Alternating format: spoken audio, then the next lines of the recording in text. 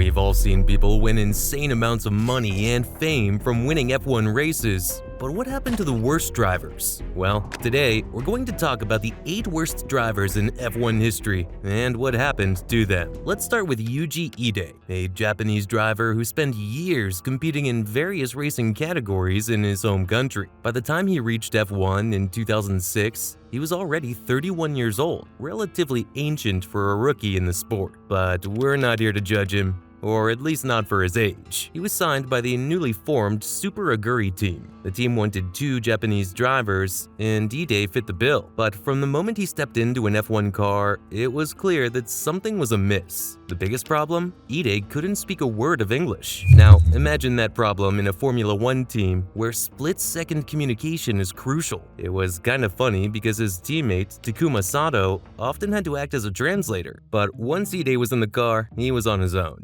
This didn't go unnoticed. In his first race in Bahrain, he retired due to car trouble. His second race in Malaysia ended the same way. But it was in Australia that things really went off the rails. During practice, Ide spun multiple times. In the race, he ended up facing the wrong way on the track, unable to understand his teammates' instructions to engage reverse gear. The race had to be red flagged to clear his car from the circuit. The final straw came in the San Marino Grand Prix. On the first lap, Ide collided with Christian Albers, sending the Dutch driver's car into a series of barrel rolls, and the FIA had seen enough. They revoked Ide's super license, ending his F1 career after just 4 races. After that, Ide returned to racing in Japan. He competed in Formula Nippon and various GT categories, achieving some success. So maybe they should have just paid for some English lessons before putting him through something so humiliating. Today, at 49 years old, Ide has largely retired from competitive racing, but he still enjoys kart racing from time to time. Next on our list is Al Pease, a driver who holds the unique distinction of being the only F1 driver ever disqualified from a race for being too slow, something he's not very proud of. Like Ide,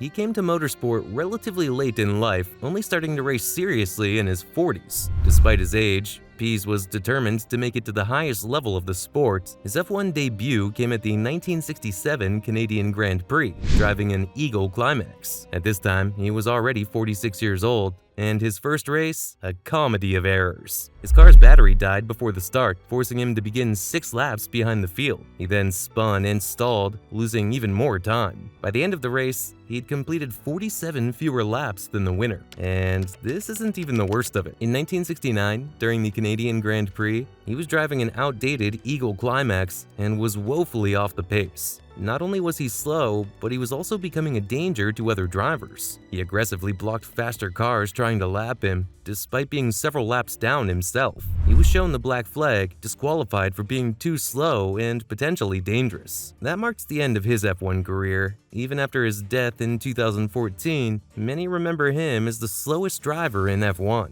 Before we move on to the next driver, make sure to subscribe if you're loving this video. Our next driver takes us to more recent times, Nikita Mazepin. You might know him for his wealthy entry into F1. His father, Dmitry Mazepin, is a Russian oligarch and majority shareholder of a major chemicals company. So it is known that Mazepin's path to F1 was paved with his father's money. After a moderately successful career in junior categories, Mazepin was signed by the Haas F1 team for the 2021 season. And it was no secret that his signing came with substantial financial backing from his father's company, which became the team's title sponsor. Coincidence? I don't think so. But you can't buy talent, and from the start, Mazepin struggled to adapt to F1. In his very first race weekend in Bahrain, he spun multiple times in practice and qualifying. In the race itself, he crashed out on the first lap. Throughout the 2021 season, he didn't live up to expectations. He was often seconds off the pace in qualifying and rarely finished ahead of his teammate in races. His aggressive driving style also drew criticism from other drivers, who accused him of dangerous moves on the track. Finally, his F1 career came to an abrupt end in early 2022,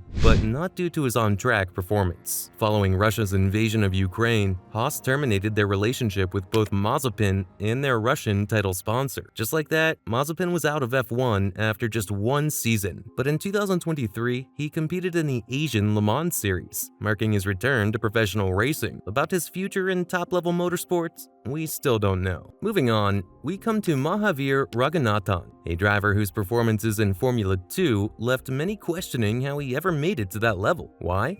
Because from the moment Raghunathan stepped into an F2 car, it was clear he was out of his depth. He consistently qualified at the back of the grid, often seconds slower than his nearest competitors. In races, he frequently found himself lapped multiple times, even in the shorter sprint races. Now, what sets him apart? His apparent lack of understanding of basic racing rules. The low point came at the French Grand Prix weekend. During the feature race, there were 3 virtual safety car periods. Each time, Raghunathan failed to slow down as required, earning himself 3 separate penalties. These infractions, combined with previous penalty points, meant that Raghunathan accumulated 12 penalty points in a single race weekend, enough to trigger an automatic ban for the next round. It was an unprecedented situation in F2. After that, Raghunathan has largely disappeared from the international racing scene. Until now. In 2024, he's making a comeback, welcomed into Lazarus Course. They wanted him to join their endurance racing dream team alongside William Alatalo and Jorge Lorenzo, a triple MotoGP champion.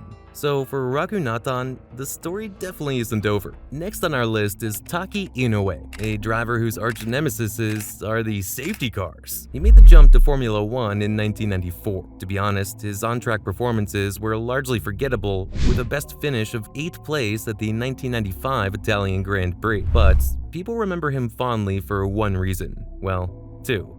The first incident occurred during practice for the 1995 Monaco Grand Prix. After his car broke down, Inoue was being towed back to the pits when the safety car lost control and crashed into Inoue's stationary car. The impact was severe enough to knock Inoue unconscious. But don't worry, he was as fresh as a daisy for that weekend's competition.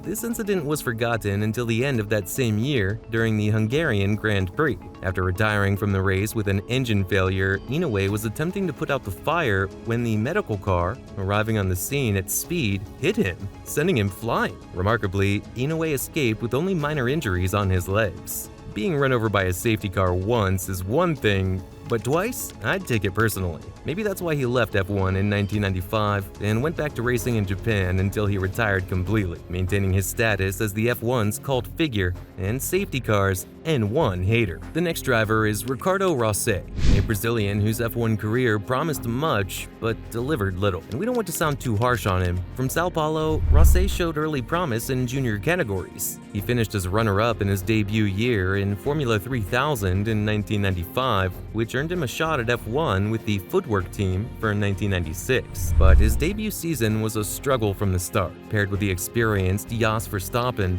Rosset consistently failed to match his teammates' pace. He often failed to qualify for races, a particularly poor showing in an era when there were more cars than grid slots available. Things went from bad to worse in 1997 when Rosset signed with the new MasterCard Lola team.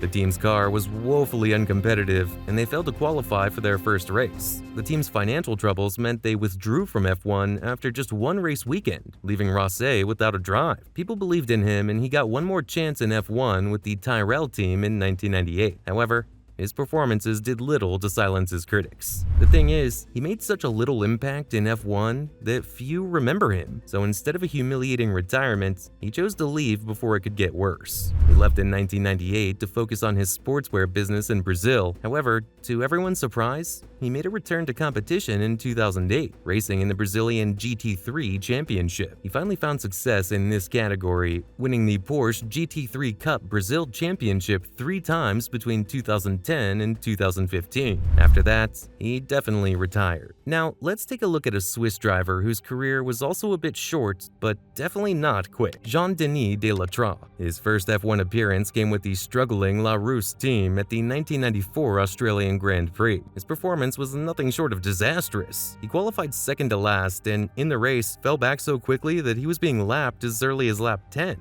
By the time he retired with gearbox failure on lap 57, he was an incredible 10 laps behind the leaders. Despite this disappointing stint, Delattre got another shot at F1 in 1995 with the Pacific team. Unfortunately, his performances didn't see much improvement. At the Portuguese Grand Prix, he qualified dead last, and just like that, after 5 races, De La Tra's F1 career came to an end. His final race at the Nürburgring saw him finish 15th, 7 laps behind the winner, and after the race, Pacific team boss Keith Wiggins said that De La Tra had defaulted on payment and, based on ability alone, we are not prepared to keep him. Ouch. Today, De La Tra is still involved in motorsport through his son Louis, who is currently competing in F2. We really hope he doesn't follow in his father's footsteps. Our final driver in this list is David Walker, a driver who didn't want to race, but rather wanted to be an accountant. But he got a taste of speed and became hooked. His big break came when he won both major British F3 championships in 1971, earning himself a drive with the Top Lotus team for the 1972 F1 season,